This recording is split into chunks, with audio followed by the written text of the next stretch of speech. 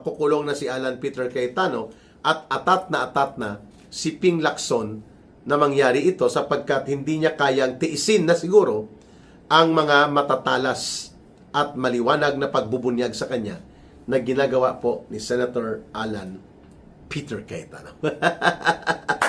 Abangan mga kababayan at wag nating tantanan ito sapagkat it is now confirmed na ang mga maniobra sa case build-up, panggigipit at panunupil sa mga kapwa senador at ang kasaklap-saklap na ikinasapit po ng pagkakakulong ng isa sa mga tumatayong kritiko laban sa mga katiwalian at korupsyon ng gobyerno at kritiko mismo laban kay Ping Lacson ay naipakulong nila.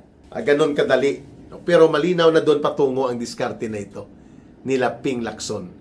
Pilayan at lumpuin at paralisahin ang ano pa mang natitira na hibla ng oposisyon sa hanay ng mga senador na nakalinya din po kay Senator Alan Peter Cayetano.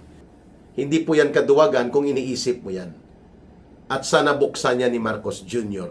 at patigilin ang bibig na ito ni Golden Passport Gibo Chodoro na mayroon palang dual passport at kung hindi pa na-booking sa media, hindi pa niya inamin. At kung anong kalagayan nito ngayon, siya lang nakakaalam niyan. At tapos, sige pa rin siya sa pagiging defense secretary. Wow. Okay ka lang. Tapos magtapang-tapangan ka sa China. Sige nga, ikaw ang lumusob doon at ikaw magresolba nito. Okay. Di ba? American boy kasi todo-todo eh. Sip-sip at tuta ng Amerika. Akala niya, bibit-bitin siya ng Amerika na maging pangulo o susunod na pangulo sa Pilipinas. Walang humpay at walang tigil na mga maniobra at pang-aatake ni Ping Lacson sa kapwa niya mga senador. Di ba, diniscuss natin na ang mga maniobra sa pagpapakulong sa mga kapwa niya senador, lalo na kay Senator Marcoleta, ay si Ping Lacson ang itinuturo nila Senator Alan Peter Cayetano na tumulong upang isagawa ang tinatawag na pangbabaluktot sa case build-up upang masampahan ng kasong plunder, which is a non-bailable offense, at maipapakulong ng walang piyansa si Senator Marcoleta. Of course, damay dyan ang grupo nila former Congressman Mike Defensor at ng dalawa pang private businessmen. Mga kababayan, seryoso po ang pagbabanta na ito na ipapakulong ni Lacson si Alan Peter Cayetano dahil hindi niya masikmura at hindi niya makakaya ng humarap sa mga pagbubunyag laban sa kanya, lalo na nang niluto niya na parang chapsoy at pansit canton ang kinalabasan ng kanyang hindi matapos-tapos na Senate Blue Ribbon Committee investigation.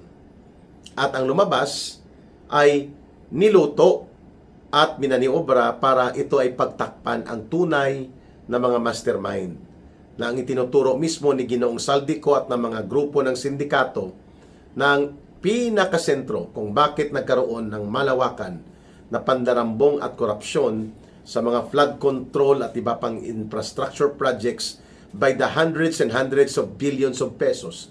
Umabot na nga sa 1.9 trillion pesos ang hinahanap na mga pundong ito na hindi na makita dahil wala naman talagang flood control projects.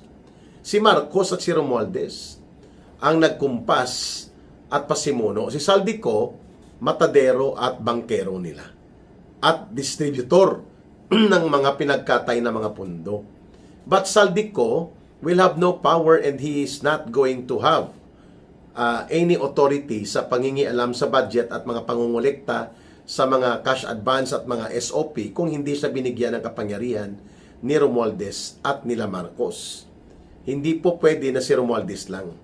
Sapagkat ang budget po ang nagpapatupad na niyan ay ang executive department. Kaya nga, hindi pinaimbestigahan ni Lacson sila Amina Pangandaman, sina Undersecretary Adrian Bersamin, si former Executive Secretary Lucas Bersamin, sila Joe Cades na naging Undersecretary at tinuturo ni Ginong Saldico na bagman din ni Marcos at pati si Yusek Traigib Olaybar na kasabwat di umano nila Pangandaman.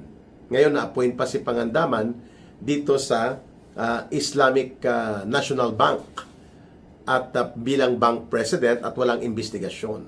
So hindi po natin pwede sabihin na pinipersonal lang ni Senator Alan Peter Cayetano si Ping Lacson sapagkat malinaw po ang mga pagbubunyag na ginawa ni Senator Alan Peter Cayetano kay Ping Lacson ay konektado sa kanyang pagiging conscious manipulator and operator. According to the situation na nakita natin, wala tameme siya sa pag-imbestiga ng totoo, patas at makatotohanan sa flood control scam na ito sapagkat alam niyang tatamaan ng kanyang boss amo na sila Marcos at sila Romualdez.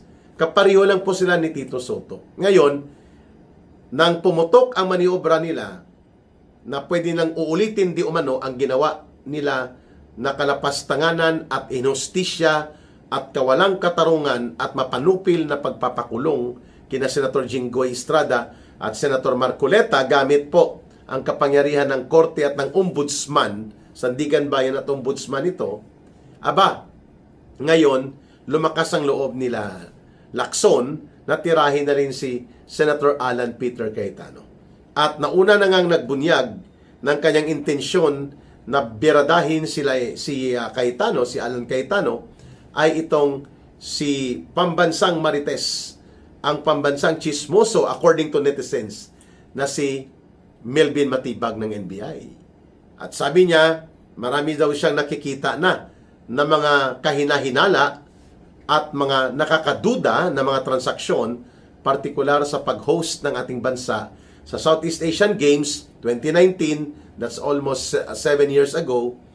At ito ngayon ang pinagtutuunan nila, hindi ang totoong problema sa flood control, corruption, and scandal of plunder, kundi ang mga pagbabalik nila ng mga pwedeng ibutas sa mga natitira pang mga opposition figures or hindi nagpapatali sa liig at nagpapahawak sa ilong na sa ilalim ni Marcos na mga senador sa pangunguna nila Alan Cayetano. So target din nila yan gawin kay Mark Villar, lalo na kung nalalapit na ang pagboto upang makuha nila Marcos at Romualdez ang 16 votes of the senators, pipigain nila ito. So si Alan Peter Cayetano ngayon ang dinidemolish ni Ping Lacson. Sabi niya, may dalawa na daw siya na-discovery na flood control, mga ghost projects sa Taguig ng kongresista pa si Alan Peter Cayetano. Napakabilis ng pang-amoy niya, no? Mukhang ginagamit niya dito ang kapatid ni Alan Peter Cayetano na si Lino Cayetano. Si Director Lino Cayetano na mayroon pong political conflict and internal family differences laban sa kanyang kapatid na si Alan Peter Cayetano. Ayun. So, ganyan na ganyan ang mga pattern po ni Lacson, mga kababayan. Samantalang hindi niya kayang imbestigahan itong binabanggit. Siya mismo nagbanggit na around 8 billion pesos ang pinalusot na pundo na nakakaduda nila Pangandaman, Lucas Bersamin at Adrian Bersamin. At mukhang napalusutan lang daw si Bongbong Marcos Jr. O nasaan ang investigasyon niya? Wala. Tiklop, panis. O, di ba? So, nasaan na to yung sinasabi niya, mga kababayan ni Lacson, nang manalo ito sa eleksyon noong 2025, sabi niya there are around 67 or more na mga contractors, na mga kongresista na pumasok sa kongreso, pero mga kontraktor sila o mga kongresista na na-convert na maging kontraktor na nasa kongreso pa. And they have made billions of pesos mula sa kaban ng bayan sa diskarte ng pagiging kontraktor. O nasaan ang listahan? Wala. Tahimik lang, pasimplihan lang, padedma lang. Ngayon, tinututukan niya 7 or 8 years ago ang mga project sa Taguig City na alam natin ang intensyon niya ay wasakin at lumpuin ang integridad ni Alan Peter Cayetano. Pero malabo po yung mangyari kasi bistado at kilala ng taong bayan kung anong uri ng politiko at anong uri ng opisyal ng gobyerno itong si Ping Lacson. Tumitindi ang mga bangayan sa loob ng Senado. And we will not be surprised kung pati si Mark Villar ay titirahin na rin po sa mga investigasyon na ang kanilang pamilya at mga kumpanya ng kanyang pamilya ay nakikinabang sa mga proyekto ng siya pa ang DPWH Secretary for 6 years sa ilalim po ng former President Duterte at mga kalsada na nagbibenepisyo ang mga subdivision nila. No? Yan ay mga posibilidad at hindi malayong gagawin po na investigasyon laban sa magkakapatid na Camille and Mark Villar. At kung mahina-hina ang kanilang lakas ng loob, ay hindi tuloy-tuloy, pwedeng bumaliktad nga sila at pumanig sa pagboto laban kay Sara Duterte para mapakonvict ito. So magiging 15 na ang mga senador, isa na lang ang kulang. At mukhang dead serious. Ibig sabihin po, ganon kabigat ang intensyon nila Marcos at Lisa Araneta na siyang tumatarget talaga kung papaano gumalaw ang mga political maneuvers ni Ginoong Marcos. At ito, ang pagtameme at pagtiklob ng mayoriya ng mga senador ay maniobra din po ito ni Lisa. Ang paglipat ni Chis Escudero at ang reward niya, magpasikat dyan bilang presiding officer sa impeachment court at hindi matutuloy ang kaso laban sa kanya, ang pagmaniobra na palumpuin at paluhurin sana si Jinggoy Estrada, kaya naipakulong dahil ayaw mag-cooperate. Ang maniobra laban kay Joel Villanueva, kaya dahil duwag at may mga discarding panghudas, lumipat. At gayon din po ang nangyari kay Senator Marcoleta. And mukhang ito na ang next episode. Gagamitin ng NBI, gagamitin ng DOJ, gagamitin ang DPWH, at pati na ang iba pang mga pwedeng magwasak kay Alan Peter Cayetano nung siya'y kongresista pa dyan sa Taguig at yung involvement niya sa Duterte administration. Nakikita na natin ang direksyon nito, 3. So ibabawas sila sa Cayetano kung lumabas ang frame-up cases na sanay dyan gawin ni Boying Rimulya laban sa mga kalaban sa politika ng kanyang boss amo na si Marcos Jr., hindi nakakapagtaka na magagawa din po nila yan laban kay Senator Alan Peter Cayetano. At pati si Senator Padilla, tinatakot din po ng mga ilan pang kasong isasampa laban sa kanya dahil di umano pinatakas niya si Senator Bato de la Rosa. Wala namang warrant of arrest si Senator Bato de la Rosa in any Philippine court at questionably pa at submitted for deliberation and decision pa kung valid at makatarungan at enforceable ang warrant of arrest ng International Criminal Court sa Pilipinas. Lalo pa ngayon na malinaw ang kampanya ni US President Donald Trump na hindi niya papayagan basta-basta ang mga bansa na kaalyado nila na mag-cooperate o magpagamit o gamitin ang ICC, lalo na nakikita din po ng administrasyon ni US President Donald Trump kung paano po pinagtaksilan nila Marcos Jr. ang dating presidenteng Rodrigo Duterte at ngayon nga ay illegal na nakakulong dyan sa Netherlands, sa ICC Detention Center. O ngayon, ito din po ay posibilidad na mataas na mangyari na mapapakulong si Senator Alan Peter Cayetano, plunder na naman, o kung ano pang karagdagang non-billable cases ang isasampa sa kanya nila Boying Rimulya, and lo and behold, 7 na lang maiiwan ng mga senador at wala nang magtatayo na bilang articulator and fiscalizer sa loob ng impeachment court at sa mga trial. At pwedeng pati ang magkapatid na Villar ay hatawin na rin po, mga kababayan. So si Marcos is a very clear example kung paano na ang pagnanakaw at pang-aabuso sa poder, kailangan mong gamitin ito para manatili ang poder at kapangyarihan upang magtuloy-tuloy na hindi ka aabutan di umano ng katarungan sa mga pagnanakaw at pandarambong. That is exactly how Marcos played the cards. But it is not only him.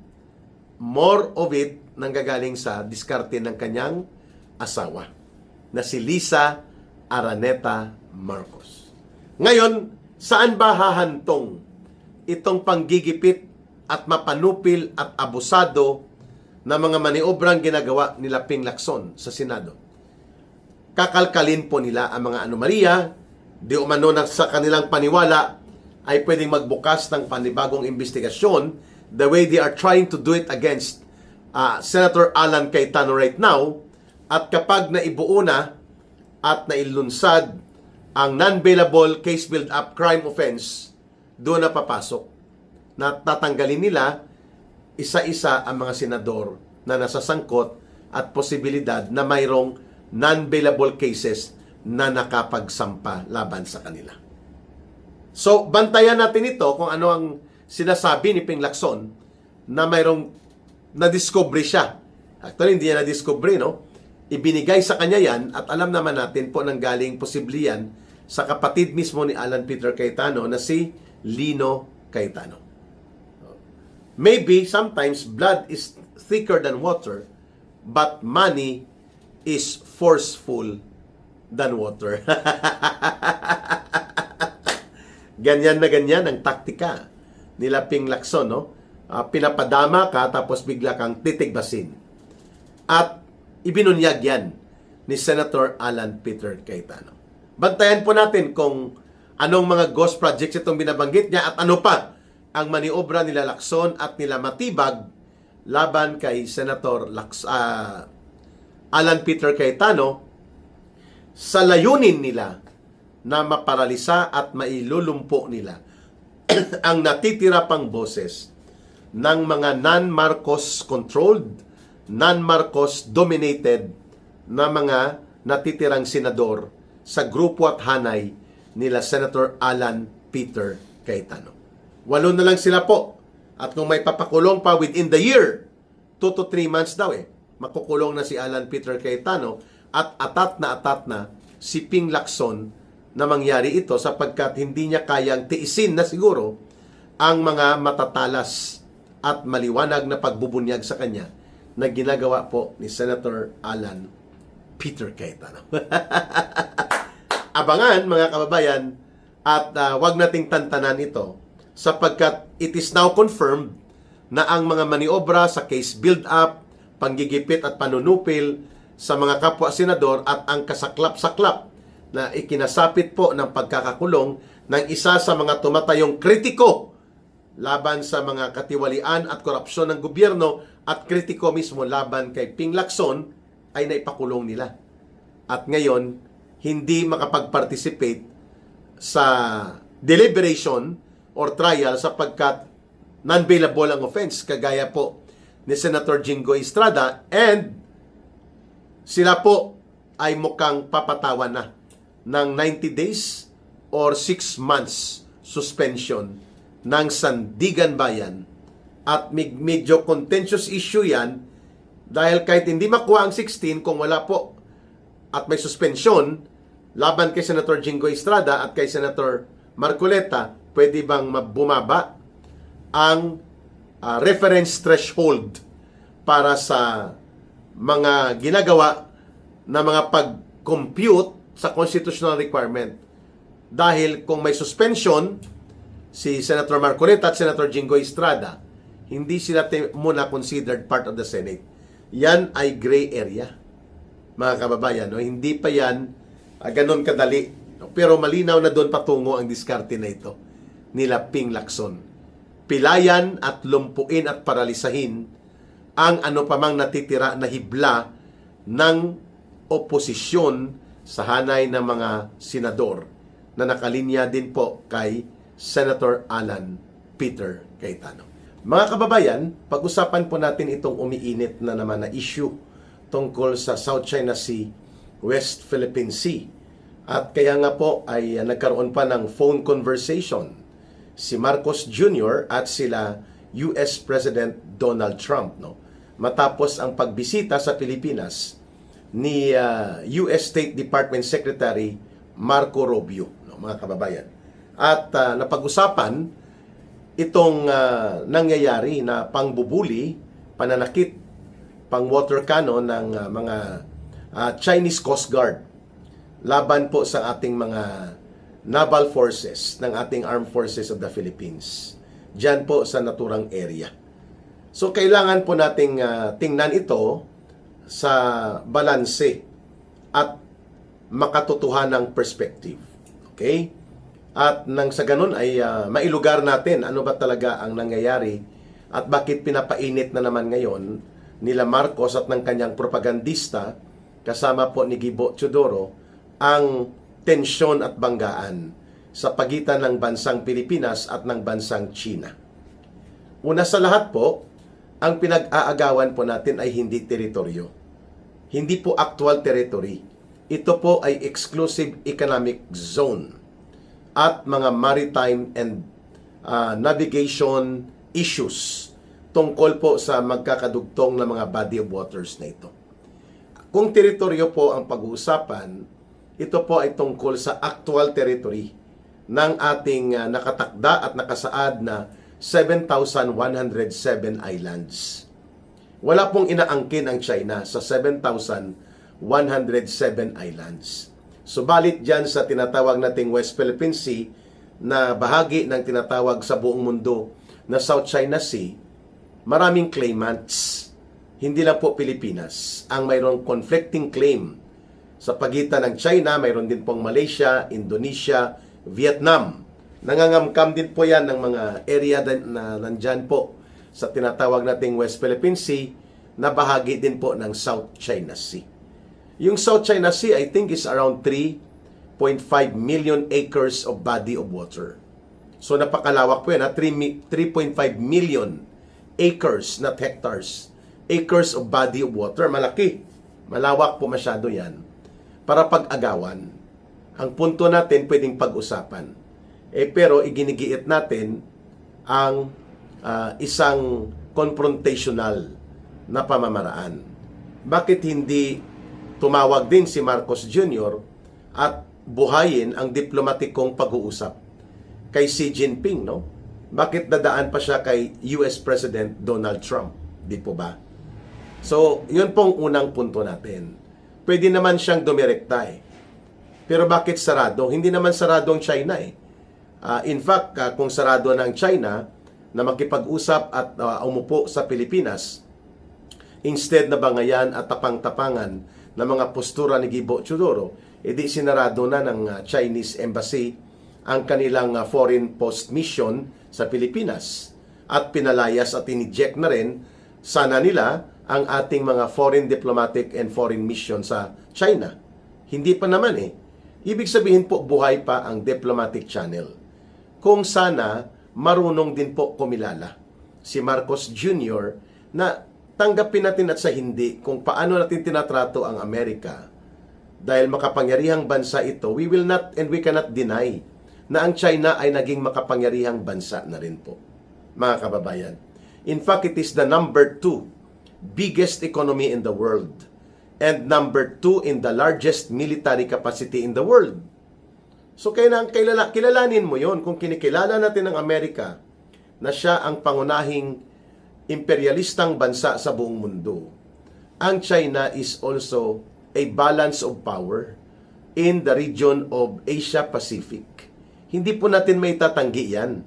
So bakit sarado si Marcos na tanggapin ang katotohanan na ang lahat ng ito, ng mga bangayan, water cannon, pukpukan sa ulo ng mga naval forces natin, banggaan sa barko, whatever, na mga tensyonado at hindi magagandang pangyayari dyan sa South China Sea, West Philippine Sea, ay pwedeng pag-usapan at maupuan ng matino at maayos. Kung matino ang opsyon ni Marcos Jr. Kung matino ka, ba't ka magpapareperi sa Estados Unidos?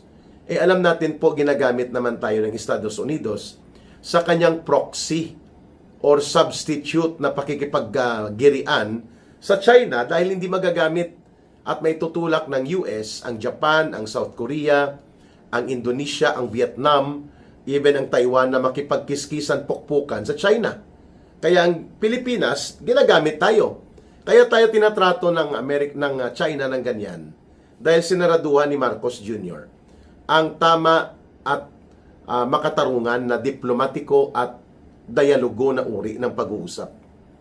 At ang dating, nagpapahayag pa ang mga tauhan niya ng mga mapanganib na mga pahayag na nag-uudyok ng digma-digmaan at tapang-tapangan na postura. Like ito mga pahayag ni Gibo Teodoro na nakakagigil na daw, mga walang hiya. Yung mga termino na yan ay very abrasive. No? Hindi dapat siya nagsasalita dyan eh. Ang nagsasalita dyan ang Department of Foreign Affairs. At dapat sinabihan ni Marcos, si Gibo, tumahimik ka nga at mag-uusap kami. At kung pwede, wag mo nang palalain pa ang sitwasyon. Kasi, uulitin ko, ang China is the second world largest economy and the second biggest and powerful military in the world. No? Kapantay pa niya ang Russia or makahigitan pa niya ang Russia in terms of military capabilities ang China. No? Minamaliit natin. Pero hindi natin yan maitatanggi at hindi natin maitatatwa. Neighbor natin ang China eh. Ang Amerika nga, naninikluhod tayo, nakikisama, nakikiayon tayo. Kaya tayo tinatrato ng China ng ganyan.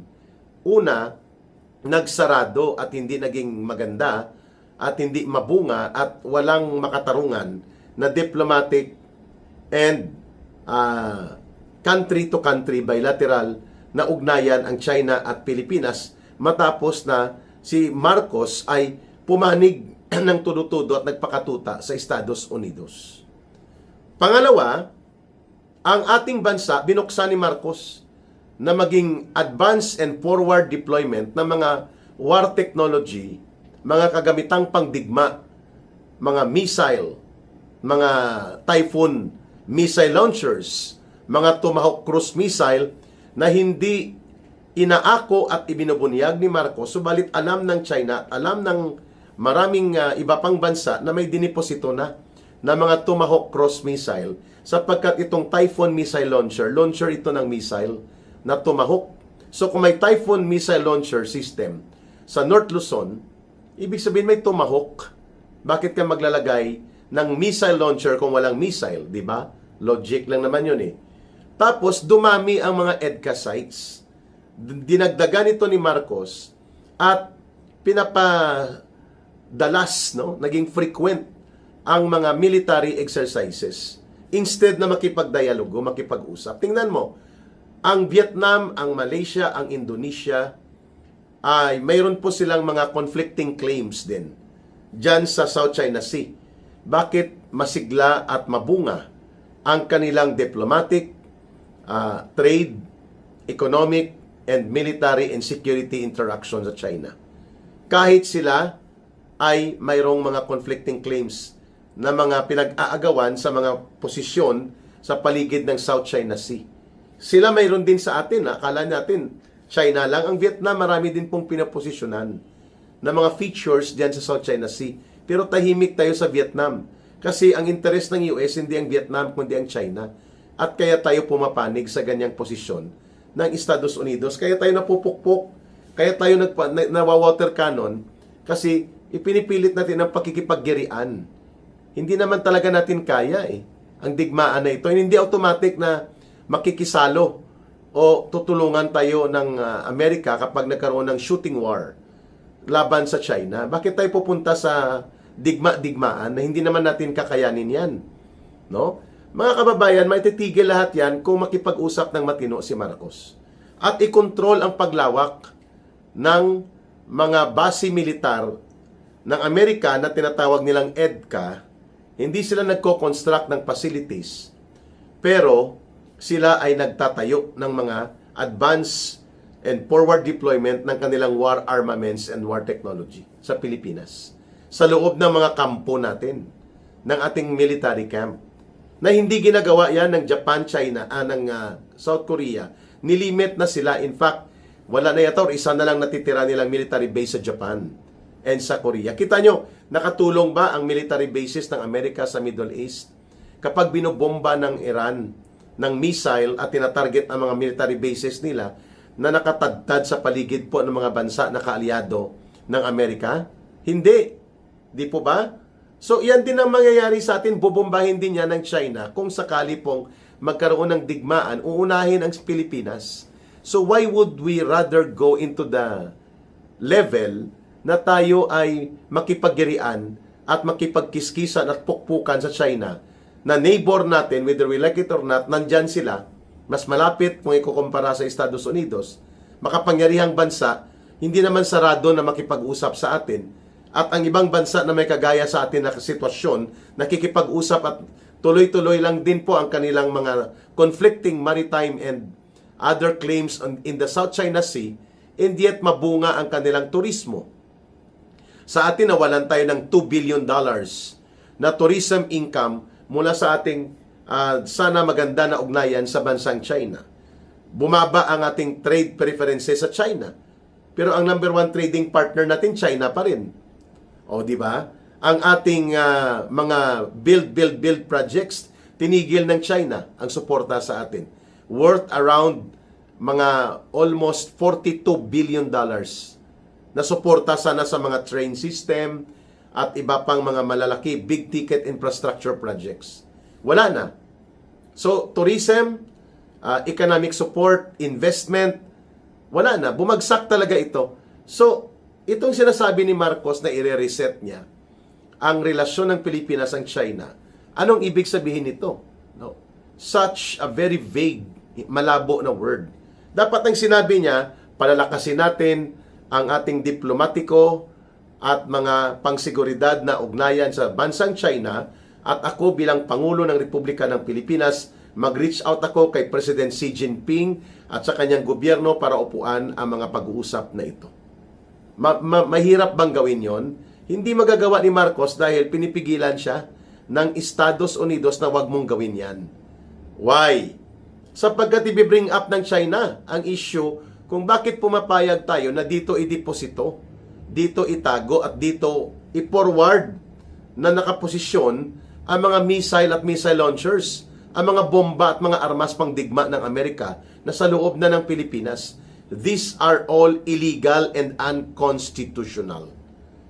Sapagkat hindi pinapayagan sa Pilipinas matapos po na na-abrogate at napabaliwalang bisa na ang US Military and USRP, US and Philippine Military Bases Agreement noong 1991, hindi na po pinapayagan na magkaroon ng base militar ang mga Amerikano sa ating bansa.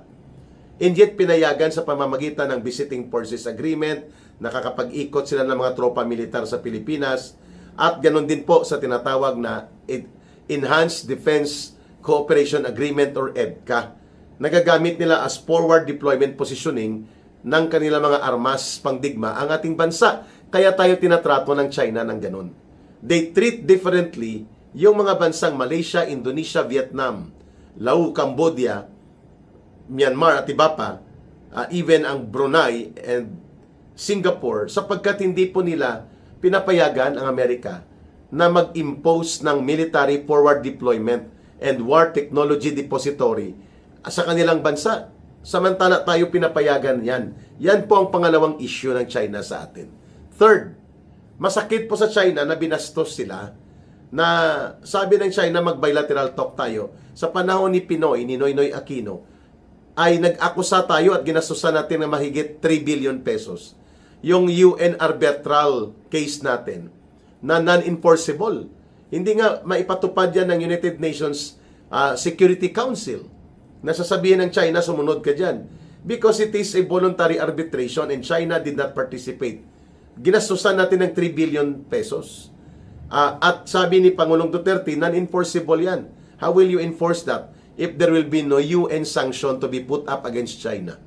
Or there will be no military and security intervention to come from the United Nations Security Council? Paano mo gagawin yan, di ba? So malinaw na nasagi natin at talagang tinamaan natin ang pride ng China. So bakit natin sasaraduhan ang pakikipag-usap ng maayos? Number one trading partner natin China, pinakamalakas na neighbor natin China.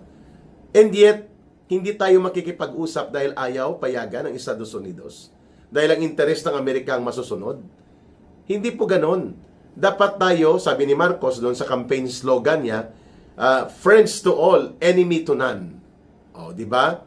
Or enemy to no one. O, di ba? The basic interest in diplomacy and foreign policy, ang una dapat na pangalagaan ng presidente bilang Chief Architect of the Foreign Policy ay ang interes ng Pilipinas, hindi ang interes ng ibang bansa. Hindi po ito usapin ng nagpapumapayag tayong ibuli tayo ng China, hindi tayo pumapayag, pumapalag tayo. Pero hanggang saan? Hindi natin ito tutuldukan, hindi natin ito aayusin. So, diplomacy and dialogue and negotiations and bilateral talks are the more serious and productive way of engaging China rather than mag-water cannon tayo at magpasiklaban ng tapang. Ulitin ko po ang China, next to United States of America sa buong mundo, the second largest, biggest economy. At baka abantihan pa niya ang Amerika. At yun din po, ang China is the second largest and biggest military capacity in the whole world. Oh, di po ba? Kaya nga, nababahala ang China dahil papasok din ang American investment na kunwari ay civilian military complex dyan sa may Pax Silica project sa New Clark City. Around 1,700 hectares ito na lugar na i-develop ang the biggest hub of artificial intelligence and computer complex dito sa Pilipinas.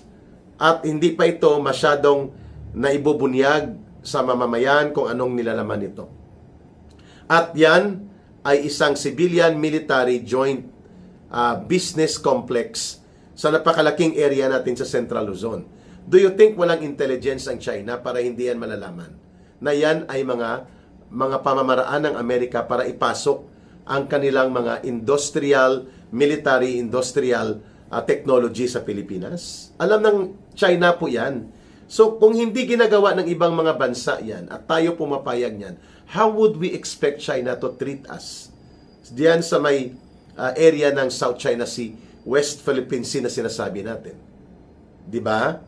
Ang punto natin dito, lahat ng ito, kung hindi magpapatali sa liig ang Pilipinas, lalo na itong si Marcos, kung matino at maayos ang kanyang foreign policy, mapag-uusapan ito. The way China and Vietnam, China and Malaysia, China and Indonesia, China and Laos and Cambodia, they're talking and they're engaging. Hindi naman kinakalaban din ng mga bansang ito ang Amerika. We can do the same. Why are we going into the strength of projecting ourselves na malakas tayo? Hindi naman tayo talaga ganun. Kaya nga naninikluhod si Marcos dyan sa kay Trump para i-traffic ni Trump ang kanilang komunikasyon ni Xi Jinping na pwede namang gawin niya ng Pilipinas. Sabi ko nga, maunlad pa naman at buhay pa naman at gumagana ang ating diplomatic relations sa China. Hindi pa naman nagsasarado both sides ang mga foreign mission and foreign postings ng mga embahada sa pagitan ng China at ng Pilipinas. We can still talk rather than magtapang-tapangan. Hindi po tayo nagiging duwag. Dapat lang natin ay malaman at maintindihan na makatarungan po ang pag-uusap rather than digma-digmaan na style. Hindi po natin pinapayagan ng China na ibuli tayo. Pero hindi rin naman dapat natin pinapayagan na ating bansa ay maging dahilan po ng mga banggaan sa South China Sea, West Philippine Sea issue dahil nakikianib tayo sa military agenda and mga makaisang panig na agenda ng Amerika para sila ay pumosisyon sa Pilipinas at upang maglagay ng threat laban sa China. Hindi dapat natin pinapayagan din po yon. Kaya tayo umhantong sa ganito, mga kababayan. Hindi po ito usapin na parang napakabuli ng China. Ito po'y usapin ng matino at mabunga at matatag na paninindigan na unahin natin ang diplomasya. Pakikipag-usap, bilateral talks, bilateral dialogue, nakagaya po ng ginawa noon ng former government ni Pangulong Duterte, bukas ang dialogo sa China at sa iba pang mga bansa. At nag-uusap, hindi nagtatapang-tapangan.